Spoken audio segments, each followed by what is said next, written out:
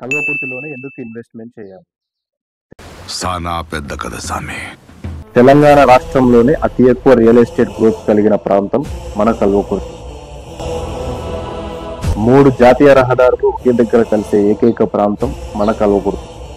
జాతీయ రహదారులకు సుప్రసిద్ధ పుణ్యక్షేత్రం శ్రీశైలం NH 765 రహదారి పక్కనే మన గ్లోబల్ స్మార్ట్ సిటీ సైట్.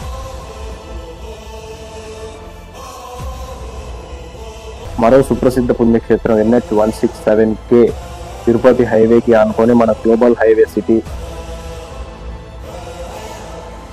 కోలాడ నుండి తెచ్చర్ల NH 167 సమీపంలో మన అల్కాపురి టౌన్షిప్. ఫ్యూచర్ సిటీకి అతి చేరువలో ఉన్న ప్రాంతం మన కల్వకుర్తి.